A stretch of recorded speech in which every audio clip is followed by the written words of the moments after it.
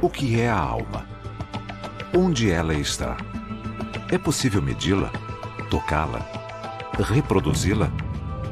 Experiências de quase morte, reencarnação e atividade cerebral inexplicada indicam a existência da alma? São perguntas que intrigam e assombram as pessoas desde que surgimos na Terra. Atualmente, no século XXI, especialistas se aproximam de algumas respostas, usando nova tecnologia e novas compreensões para desvendar os segredos da alma. A ciência da alma. 21 gramas. É o peso atribuído à alma por um médico de Boston em 1907. O Dr. Duncan McDougall conduziu um experimento repulsivo. Ele assistiu à morte de 6 pessoas. O Dr. McDougall queria saber se a alma existia. Então ele construiu uma balança bastante sensível para determinar se os humanos ficavam mais leves no momento da morte. Em somente uma das mortes, McDougall registrou uma mudança de peso de 21 gramas. Seu experimento recebeu uma minúscula menção no jornal The New York Times, mais por curiosidade do que como notícia. Apesar de, desde então, ninguém ter reproduzido o teste macabro de McDougall, ele é lembrado até hoje como a primeira vez em que a ciência moderna tentou quantificar a existência da alma. Desde o início da civilização, a cultura nunca precisou nem dependeu de uma evidência científica da alma. Uma crença central para a maioria das culturas e religiões é que quando o nosso corpo morre, existe uma parte imortal de nós que resiste à morte, a alma. Todas as grandes religiões do mundo falam sobre os humanos como almas, como verdadeiros seres espirituais que encarnaram aqui nesses corpos e que a morte do nosso corpo físico não é o nosso fim. É só a morte do corpo. E que nós, ou a centelha especial que nós somos, que eu chamo de alma, deixa o corpo. Existem muitas dúvidas atualmente sobre quanto dos aspectos irracionais, misteriosos e sobrenaturais da vida podem ser explicados através da ciência. E muitos cientistas estão direcionando sua atenção para essas questões. E eu aprovo isso. Mas eu também acho que a religião é uma linguagem para as coisas que nós não entendemos. E um dos motivos da religião ser tão fascinante para mim é que ela é, por definição, paradoxal e contraditória. As coisas não se encaixam racionalmente. Nós queremos viver para sempre e queremos continuar mudando. Queremos ter uma alma imortal e queremos reencontrar nossa avó. Sabe, então, essas coisas não se encaixam, não são racionais. Para traçar a história da visão ocidental e moderna da alma, começamos no século III a.C. Alexandre o Grande dominava a Europa e a Ásia, e a filosofia grega se espalhava com rapidez. Os gregos, mais do que outros povos, armaram o cenário do que nós pensamos sobre a alma atualmente.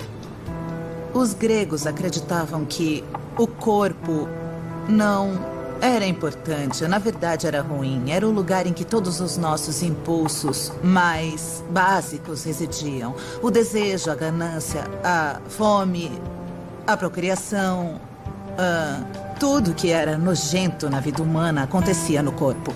E tudo que era bom e verdadeiro na vida humana pertencia à alma, que era na cabeça. E quando alguém morria, a alma ascendia a Deus. E o corpo ficava na terra, porque não era mais necessário. Os gregos acreditavam em reencarnação e que a alma poderia se mudar para um novo corpo. À medida que o cristianismo conquistou o mundo, o conceito grego de que corpo e alma são coisas separadas foi ofuscado pela ideia cristã em desenvolvimento de que corpo e alma são parte do mesmo conjunto. No contexto grego, as pessoas tinham alma. Ela subia para o céu depois da morte e o corpo era lixo, pó, nada. O ensinamento cristão é de que o corpo e a alma são uma coisa só. Não podemos ter um sem o outro. Juntos, eles formam uma pessoa. A noção cristã de como é a alma levanta questões que se tornam piada para muitas pessoas, mas é um dos grandes mistérios da vida. Para onde vamos e o que somos depois da morte? Quanto de mim tem minha alma? Ela sou eu quando eu tinha 26 anos, ou a alma sou eu com 80 anos? Sou eu com rugas, ou sou eu sem rugas? Sou eu com meu câncer, ou sou eu sem meu câncer? Bom, essas perguntas começaram a surgir nas pessoas e aí elas começaram a fazer graça com isso. Mas a dúvida em si é real e poderosa. É um enigma. Todas essas coisas. As crenças cristãs acabaram se distanciando ainda mais das gregas, que costumavam separar a alma do corpo como se fosse uma energia. A alma cristã mais parecia um fantasma com formas. No Inferno de Dante, por exemplo, nós vemos todas as almas, não é? Elas parecem corpos. Dante consegue reconhecê-las, mas são almas. São almas com forma de corpos. Então, acabaram materializando as almas e eu acho que isso mostra como é difícil para o cristianismo separar o corpo e a alma. Mesmo essas almas que foram consideradas totalmente imateriais, sem substância. Apesar disso, elas são concebidas como corpos. O Ocidente herdou uma combinação do conceito grego e do cristão apocalíptico sobre o que é a alma, o que é mais confuso hoje do que foi antigamente. Se a alma deixa o corpo após a morte, onde ela fica durante os anos ou até séculos em que precisa esperar até o dia em que Jesus voltará para julgar os vivos e os mortos? O que a alma faz no período entre o dia em que a pessoa morre e o dia do juízo final? Bom, onde está a alma em si? Como podemos imaginar a alma fora do corpo? É muito, muito difícil. O que os estudiosos dizem no início do cristianismo é que nós fizemos disso uma confusão. E que antigamente existia uma palavra para ressurreição, que significava ressurreição. E existia uma combinação de palavras para a imortalidade da alma, com significado diferente. E agora, quando nós falamos sobre céu e a vida após a morte, nós misturamos tudo. Nós falamos de céu, falamos de ressurreição, de imortalidade da alma, pensamos em ver nossa avó, em ver Jesus, em ouvir harpas e nós não desembaralhamos essas ideias. E no mundo antigo elas eram bem distintas. Ou se estava no campo da imortalidade da alma, ou se estava no campo da ressurreição. Já que a ressurreição envolve corpos e a imortalidade envolve almas, René Descartes tentou reconciliar os dois concentrando-se na consciência. No século XVII, ele escreveu a famosa frase: "Penso, logo existo". Desde então, os cientistas acreditam que se existe uma alma, ela reside em algum lugar do cérebro. Mas ainda não a encontraram. Atualmente, ainda lutamos com este problema. A existência da alma é uma pergunta a ser respondida pela ciência ou pela religião. A religião é uma maneira de nós conversarmos e pensarmos sobre os aspectos da vida humana que não dependem de nós. Então, que deixem a ciência continuar sondando. Porque ela deve. E que deixem as pessoas continuarem reconhecendo, por meio da linguagem que funcionar para elas, seja poesia, arte ou religião, que existem aspectos da experiência humana e dos anseios humanos que nunca vão se enquadrar em categorias. E eu acho que a alma é uma dessas coisas. Nós queremos acreditar que existe uma coisa especial em nós, que vive para sempre. E queremos acreditar que vamos reencontrar as pessoas que nós amamos em algum ponto no futuro. Não queremos perder essas pessoas. E esses anseios são poderosos e importantes. Estes anseios requerem que a consciência seja algo separado do cérebro e que seja uma coisa imaterial e mágica. Nosso lado espiritual, que acredita em alguma coisa.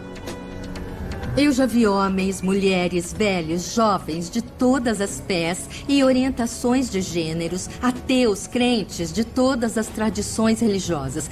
Eu acredito sinceramente que seja um fenômeno humano universal, faz parte de ser humano, que sejamos almas e que cada alma, às vezes, tem a capacidade de ter uma experiência espiritual em certas circunstâncias. Nosso lado científico tem outra visão. Eu não acho que a consciência seja uma alma sobrenatural que não pode ser medida cientificamente, que de algum jeito se associa com o nosso cérebro. E também não acho que exista um mundo místico, além do que nós podemos mensurar. E se alguma coisa existe, então faz parte do mundo real. E no final devemos ser capazes de detectar. De acordo com uma enquete de 2007 do Centro de Pesquisas Pew, 81% dos americanos acreditam em vida após a morte. 45% acreditam em fantasmas.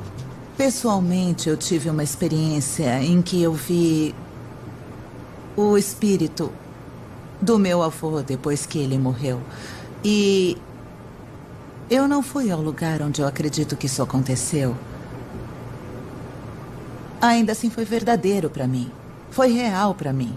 E eu sou muito solidária com essas sensações que as pessoas têm, sabe? Elas veem os fantasmas ou espíritos das pessoas que perderam. Ou têm uma experiência física traumática e veem coisas. Na verdade, eu acho que a alma é mais uma questão de fé do que de provas. Hoje, os cientistas estudam pessoas que contam histórias convincentes de que foram outros indivíduos. Na Universidade de Virgínia, um grupo de psiquiatras usa a ciência para desvendar os segredos da reencarnação. Desde os anos 60, a Divisão de Estudos da Percepção coleta casos de crianças que alegam ter memórias de vidas passadas. O grupo tem registros de 2.500 crianças.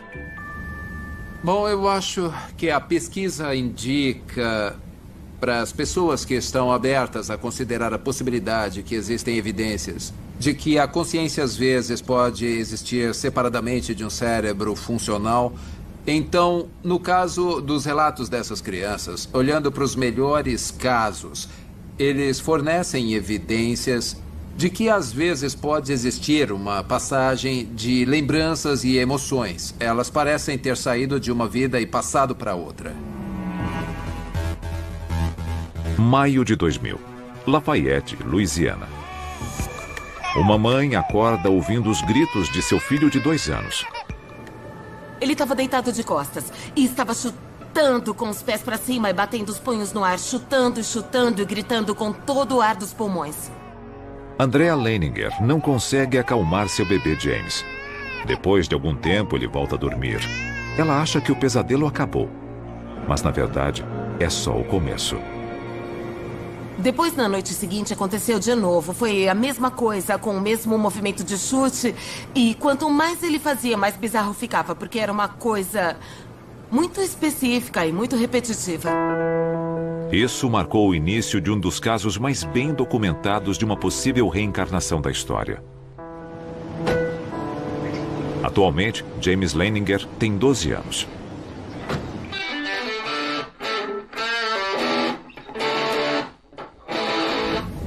Eu pratico esportes, beisebol e futebol. Eu vou para uma escola episcopal e tenho vários amigos lá. As outras crianças, quando eram mais novas, falavam: eu quero ser bombeiro, eu quero ser astronauta. Eu sempre falei: quero ser piloto de caça, quero ser um fuzileiro naval. Recebeu as fotos da escola? É. Elas ficaram boas. Quando James tinha 3 anos, seus pais começaram a ouvir histórias chocantes contadas por ele. James estava se recordando de coisas que o conectavam a um piloto da Marinha que morreu em 1945. Eles ficaram céticos. Bruce é gerente de recursos humanos na indústria petrolífera. Andrea é ex-bailarina e atua como professora. Como cristãos, eles nunca acreditaram em reencarnação, mas começaram a montar um quebra-cabeça incrível. A primeira pista veio com os pesadelos horríveis e incessantes que James passou a ter com 2 anos de idade. Ele falava: acidente de avião, fogo, o homem não consegue sair. Acidente de avião, fogo, o homem não consegue sair. Aí eu pensei, ai meu Deus, ele sonhava com isso o tempo todo. Para mim, o que ele estava falando não fazia sentido com o que ele estava fazendo. Ele ficava se debatendo na cama e eu lembro de uma coisa bem específica que pensei na hora. Isso parece o exorcista. Ele estava descontrolado e eu me perguntava, ele está possuído? O que está acontecendo? Em um ano, as visões que se apresentavam a James em seus pesadelos começaram a se formar quando ele estava acordado. Eu estava lendo para James e aí ele se sentava e falava, mamãe, o homem estava fazendo assim. Aí ele se deitava e repetia o mesmo gesto que fazia no sonho, chutando e batendo. O homem está fazendo assim, eu não consigo sair, não consigo sair. Aí ele ficava sentado e eu falava, quem é esse homem? E ele dizia, eu. Ainda fico toda arrepiada. Uma vez, o Bruce perguntou, o que aconteceu com seu avião? Ele falou que caiu depois de pegar fogo. E por que seu avião caiu? Ele disse que foi atingido. O Bruce falou, quem atingiu seu avião? E ele... os japoneses! Em seguida, James deu a seus pais mais uma pista estranha e bastante específica. O nome do navio de onde ele afirmava que havia decolado com seu avião. Eu perguntei, esse navio tem nome? E ele respondeu, Natoma. Eu nunca tinha ouvido essa palavra na vida. Então fui até o escritório, liguei o computador e pesquisei. E depois de uns 300 resultados, apareceu um Natoma Bay CVE 62. Eu cliquei nele e era a história de um porta-aviões da Segunda Guerra Mundial. E isso foi o começo de todo o questionamento e nós dois da ficamos situação. Parados, olhando para aquilo, olhando para uma foto. Acho que uma tomada aérea daquele porta-aviões no mar. Ficamos parados, olhando por um bom tempo. Eu não tinha nenhuma resposta, sabe? Como ele sabia disso? Como ele conheceu o homem? Como sabia do navio? E o que isso significava? Foi aí que pensei, vou descobrir o que está acontecendo. Eu não sei como vou fazer isso, não sei o que vou descobrir, mas não vou parar de pesquisar até conseguir o máximo de respostas possível. Foi o suficiente para que Bruce fizesse uma investigação que começou com muita pesquisa. Nos 2 anos seguintes, ele descobriu a história do homem do Natoma Bay, inclusive sua morte. E James continuava dando pistas adicionais atormentadoras e sinistras. Eu continuava perguntando, lembra do seu nome? Lembra como se chamava? E ele sempre falava James. E eu pensava, ele tem 2 anos, está confuso e acha que eu estou perguntando o nome dele. Depois, James começou a desenhar. Acho que foi uma das minhas missões. Uma missão, você lembra dela? Lembro. Eu gosto muito desse. Ele repetia os mesmos desenhos. Como um filme, comprimido em apenas um frame. Uma batalha aérea. Artilharia. Um avião em chamas. E sua assinatura, James 3. Um dia eu estava na cozinha lavando a louça, o James tinha tomado café da manhã e estava brincando com um avião. E ele falou, mamãe, antes de eu nascer eu era piloto, meu avião levou um tiro no motor, caiu na água e foi assim que eu morri. Eu fiquei paralisada. Foi uma coisa tão bizarra para ele falar. Mas aquilo era verdade. Ele não fez drama nenhum, não demonstrou nenhuma emoção. Aos 3 anos, James começou a fingir ser piloto, com uma atenção aos detalhes que impressionou seu pai. Um dia, ele arrastou um assento de carro até um armário do meu escritório e montou uma cabine lá dentro. Ele tinha um console de brinquedo e transformou aquilo num painel. Bom, ele ia de um lado para o outro. De repente, ele abriu a porta com força e se jogou de dentro do armário. Eu perguntei o que aconteceu, seu avião caiu? E ele falou, não, meu avião foi atingido e tive que pular. A descoberta seguinte ocorreu quando Bruce foi convidado para um reencontro entre veteranos do porta-aviões Natoma Bay. Ele perguntou o nome de homens mortos em ação, e isso o levou a resolver o mistério de James 3. Ele me ligou e falou, você não vai acreditar, só tem um homem do Natoma Bay que foi morto na batalha de Iwo Jima. O nome dele era James M. Houston Jr. Eu falei, peraí, então o James 3 é o James III. Eu fiquei muito empolgada, eu pensava, é ele. James M. Houston Jr. O nome dele é James, pode ser James III. James Houston Jr., piloto da Marinha na Segunda Guerra Mundial. Com 21 anos de idade, no dia 3 de março de 1945, seu avião foi atingido sobre Chichijima. Agora, os pais céticos haviam encontrado evidências de que seu filho realmente havia reencarnado. James Leininger, um garoto da Louisiana, passou a infância contando lembranças de quando foi piloto da Marinha durante a Segunda Guerra Mundial. Memórias de uma vida passada que seus pais não poderiam mais ignorar. Dos 2 aos 6 anos de idade, James continuou fornecendo provas de uma incrível possibilidade de ele ser James Houston reencarnado. Esse avião, o Wildcat, é o avião em que James Houston caiu. E ele foi o piloto de teste do Corsair.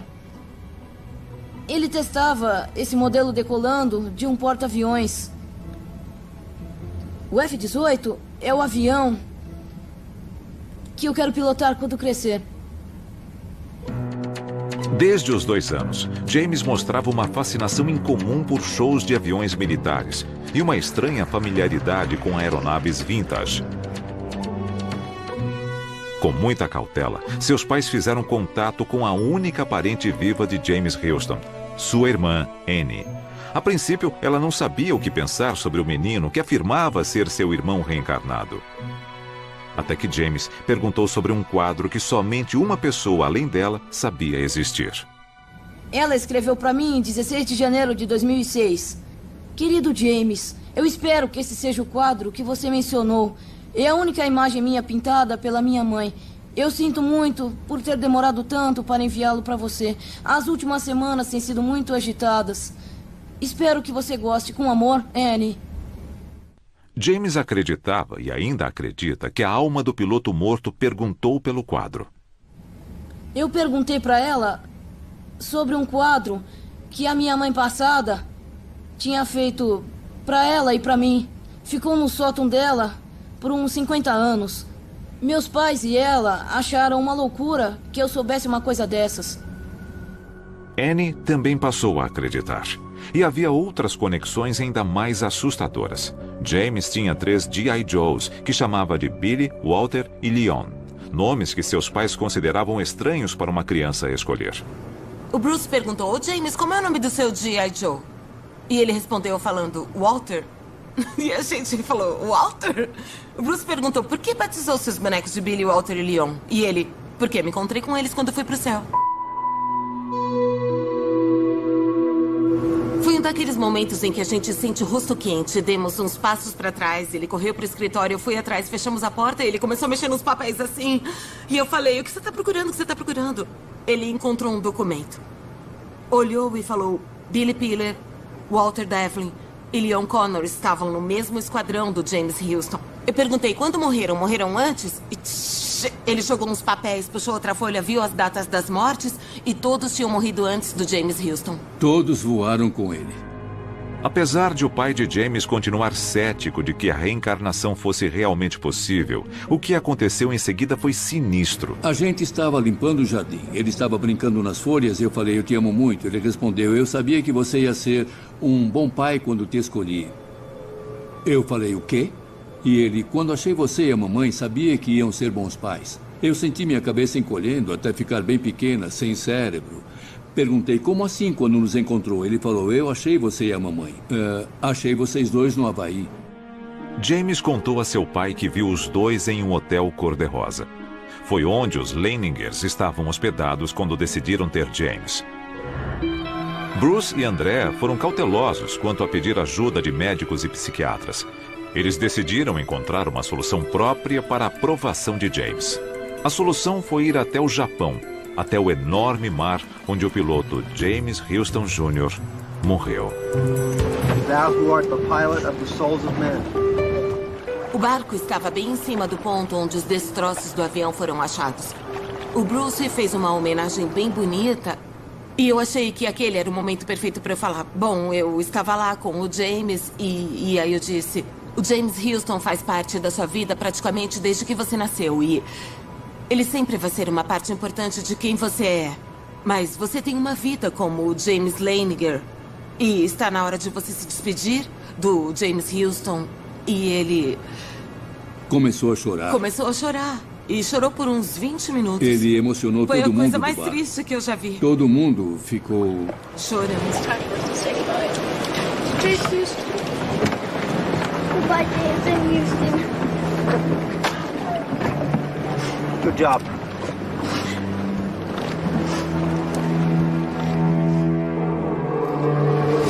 I salute you. Good boy. You're so brave. You're such a brave soul. Such a brave soul and spirit. Foi estranho quando a gente voltou do mar. Alguma coisa tinha mudado. Ele deixou alguma coisa. De verdade, foi muito concreto, dava pra perceber. Ele chorou e tudo mais, o que aconteceu, mas ele estava pronto pra seguir em frente. E foi o que ele fez naquele dia. Foi o ponto onde tudo mudou. I'm gonna be the same thing that James M. Houston was. A pilot. O próximo desenho que James Leininger fez já era de paz. Os pesadelos pararam. As lembranças começaram a desaparecer. Eu não quero que ele lembre de nada dessa vida passada. Ele tem a vida dele e eu não quero que ele fique perturbado ou confuso. Ele é o nosso filho, sabe? E não o James Houston. E tem uma vida pela frente. Atualmente, James Leininger não se lembra de nada específico sobre a alma que costumava atormentá-lo. Aos 12 anos, ele é um menino normal, cujo quarto diz algo sobre quem ele é e sobre quem ele acha que já foi. Eu sou escoteiro. Eu sou escoteiro de primeira classe no meu grupo. Esses são os livros que eu tenho sobre Chichijima. Livros da escola. Armas de pressão. Minha bolsa de dinheiro. Meu telefone. Eu não sei quando ganhei isso. Mas é o terço da minha avó. E minha coleção do Guerra nas Estrelas. E um quadro do Esquadrão. James não fala muito sobre as lembranças de sua vida passada com os amigos, mas não esconde nada se seus colegas de classe encontram alguma reportagem na internet. Para James, a reencarnação é um fato de sua existência. É parte de sua alma. Eu acho que o espírito que eu costumava ter quando eu tinha uns 4, 5, 6 anos foi embora. Sou o James agora. Não é... Eu ainda tenho James Houston em mim. Eu acho. Mas agora não é uma coisa ruim. É mais a parte de paz da história da vida dele. Em vez do acidente de avião e da morte dele. Eu não penso muito na minha história agora. Eu não costumo falar sobre isso. Mas se as pessoas me perguntarem, eu vou responder. Bom, eu fui cético desde o começo. Eu ainda tenho muita dificuldade para falar isso realmente aconteceu, sabe? Mas aconteceu. Então a questão é como aconteceu, eu não sei. Por que aconteceu? A gente pode dar os palpites, mas o fato é que isso acontece. Então as pessoas deviam prestar mais atenção, não devem ignorar porque é uma criança de 2 anos falando uma coisa que parece sem sentido para você. Do ponto de vista das pessoas com quem conversamos, que tentam fazer uma pesquisa científica a respeito, eu compreendo perfeitamente o pensamento racional. Mas isso não é racional. Eu lutei contra isso espiritualmente. Mas cheguei à conclusão de que agora eu tenho um sistema de crença tridimensional em vez de bidimensional. Na divisão de estudos da percepção da Universidade de Virgínia, o Dr. Jim Tucker examinou James Leininger. Tucker desenvolveu o que chama de escala de força do caso para a reencarnação. James foi avaliado como quase perfeito. A idade média, quando começam a mencionar, é de 38 meses. Geralmente 2 ou 3 anos quando começam. E algumas crianças falam sobre essas coisas a qualquer hora do dia ou da noite. Às vezes o caso começa com pesadelos, como foi no caso do James Leininger. Muitas pessoas ficam intrigadas, algumas ficam perplexas, algumas ficam chateadas. Pais cristãos norte-americanos ficam impressionados. Mas, independentemente da reação, as crianças falam a respeito por algum tempo e depois, geralmente, quando estão com 5 ou 6 anos, parece que esquecem e passam a levar a vida normalmente. Após 4 décadas e 2.500 casos, os pesquisadores da Universidade de Virgínia chegaram a uma conclusão impressionante. A reencarnação é real. Isso certamente sugere que existe uma parte de nós, uma parte da consciência, que pode ser capaz de prosseguir depois que o cérebro morre. Isso indica que o cérebro pode não ser o criador de pelo menos uma parte da nossa consciência. Ele seria mais um portal por onde a consciência flui. E pode haver outra parte da existência, separada do mundo físico. E essa parte da consciência, como eu disse, pode ser independente do mundo físico e do cérebro físico, de onde ela parece vir. O Dr. Paul DeBell é um psiquiatra que se especializou na chamada regressão de vidas passadas. Por meio de hipnose, ele levou inúmeros pacientes a uma viagem no tempo para almas que seus corpos esqueceram. Ele fornece um exemplo recente. Trabalhei com o Sr. X. Ele foi abusado sexualmente quando era uma criança e tinha muita raiva por isso. Então ele veio fazer uma regressão e, de repente, ele se viu acima de um castelo na Áustria em 1630. Na verdade, ele era uma mulher e estava limpando o chão do castelo. DeBell acredita firmemente que ajuda as pessoas a encontrar sua alma por meio da ciência. Eu acho que a espiritualidade hoje está no mesmo ponto em que a psicologia estava 100 anos atrás, quando ninguém achava que a mente podia ser compreendida. Achavam que os sonhos não podiam ser compreendidos, achavam que as doenças mentais não podiam ser compreendidas porque eram complexas. Mas quando usamos as mesmas ferramentas, que são uma investigação metódica e sistemática, com hipóteses e provas experimentais, então vamos começar a ter algum progresso. Enquanto isso, os céticos da reencarnação diriam que o caso de James Leininger é circunstancial, na melhor das hipóteses. Entre americanos, a crença na reencarnação está crescendo. Parte disso é por causa das celebridades que falam que acreditam em reencarnação. A Julia Roberts falou recentemente para a revista Elle que acreditava. Ela comentou que se achava muito hindu e falou sobre sua filha e sobre como a filha claramente corporificava outra pessoa. Minha opinião sobre isso é que os americanos gostam de reencarnação porque, de maneira comparativa, a vida aqui é boa. Porque, senão, eles iam querer o céu, que é um destino eterno em outro lugar, quando a vida está ruim na Terra e você quer se livrar disso. Céticos à parte, para os Leiningers, a existência da alma não requer a validação de cientistas ou psiquiatras. A experiência de James, para eles, é uma prova da vida após a morte. Mas a dúvida continua.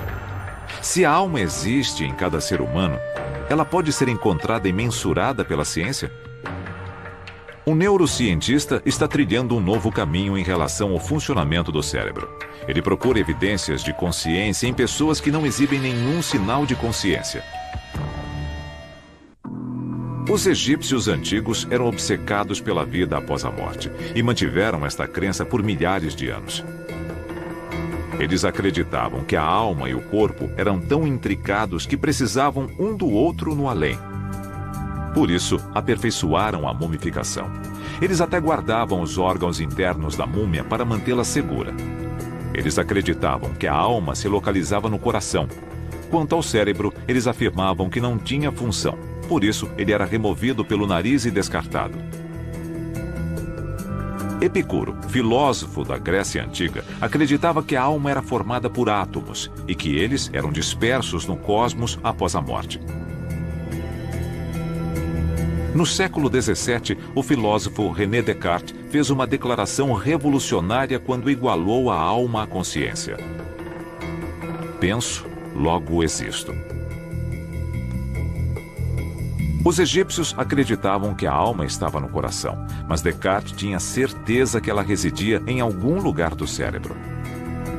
Quando o campo da neurociência nasceu, cientistas começaram a vasculhar e analisar o cérebro humano em busca da alma, mas nunca a encontraram. Ninguém tem certeza de onde procurar entre os 100 bilhões de neurônios do cérebro. Alguns cientistas dizem que é um mistério impossível de solucionar devido à complexidade do cérebro. Mas outros estão determinados a provar que o cérebro é a chave para desvendar os segredos da alma. Na escola de medicina, os alunos dissecam o cérebro como parte da aula de neuroanatomia. E eu estudei um cérebro preservado em formaldeído. Foi a minha primeira oportunidade de fazer uma dissecação no cérebro. E tinha um manual, então eu deixei o manual perto de mim. O professor me deu uma sonda, então falou: bom, a primeira coisa que podem analisar é o córtex. Retirem delicadamente essa camada de células. E eu fiquei pensando, será que estou tirando o que pode ser a lembrança de uma pessoa, de um piquenique, durante um verão em sua infância? Ou uma relação com uma pessoa importante na vida dela? O que eu acabei de remover desse cérebro já foi alguma coisa? Eu acho que a alma e a mente são trocáveis. Eu acho que, como neurocientista, que a mente e o cérebro são permutáveis. Há 20 anos, o Dr. Adrian Owen estuda quais partes do cérebro são ativadas por atividades específicas. Bom, a nossa mente é um produto do cérebro complexo que nós temos. E acho que o motivo de a gente achar que tem uma alma e que a minha alma é diferente da sua é porque meu cérebro é diferente do seu. Para o Dr. Owen, o cérebro é a chave para solucionar o mistério de quem somos nós. Ele está tentando provar isso ao trabalhar com pacientes em estado vegetativo. Quero que olhe essas fotos, Chris. Eu quero que tente olhar. Tá? Esses são você, o Randy e o Walt. Vocês estão de uniforme. Chris era um oficial em treinamento na Academia Militar de West Point. Em 2007, ele sofreu um acidente de carro e quase morreu. Em vez disso, ele sobreviveu com uma sequela permanente no cérebro. Mas o Chris de antes, um cadete jovem e brilhante com a vida pela frente, não existe mais. Chris, tá vendo a foto de você e dos seus amigos? Não dá para imaginar. Nem no pior pesadelo. Já vi famílias passarem por isso, mas até acontecer comigo, eu não tinha a menor ideia de como é de cortar o coração. Tem alguns momentos em que eu penso que ele não está aqui. Em outros, eu sinto com certeza que ele está aqui, que está ouvindo, fazendo contato visual comigo. Mas é muito difícil indicar onde ele está ou se está aqui. Será que está preso? Realmente não temos essas respostas. Não acredito que o Chris não tenha alma. Acho que existe uma centelha de vida que deixa a pessoa no momento da morte. É basicamente o que é a alma. E o Chris pode não estar consciente agora, mas ainda está aqui. Eu com certeza acredito que a alma seja mais do que só consciência. Chris, eu tô com um martelo e uma bola. Quero que você olhe para a bola. O que a pesquisa do Dr. Owen tenta provar é se, clinicamente falando, Chris está tão consciente agora quanto antes do acidente. Com a consciência, nós temos um grande problema, porque a única maneira de eu provar que eu estou consciente é por meio de alguma ação. Ou dizendo ou demonstrando. E se nos basearmos em uma coisa que chamamos de distúrbios da consciência, como o estado vegetativo ou o estado minimamente consciente, não temos essas ações com muitos pacientes. Eles são, por definição, incapazes de produzir esse tipo de resposta que todas as pessoas usam para demonstrar que estão conscientes. Para o Dr. Owen, o que começou como um simples estudo sobre consciência transformou-se em uma descoberta sem precedentes. Ele realizou exames em uma mulher de 23 anos em estado vegetativo. Os resultados revolucionaram a compreensão científica do cérebro. Ela foi vítima de um acidente de trânsito e foi examinada periodicamente por 5 meses. E em cada um dos exames, ela se encaixava em todos os critérios necessários para o diagnóstico de estado vegetativo. Então ela foi colocada no aparelho de ressonância magnética funcional e pedimos que ela se imaginasse jogando tênis. Nesse exame, quando ouvir a palavra tênis, eu quero que você se imagine em uma quadra de tênis jogando uma partida de tênis.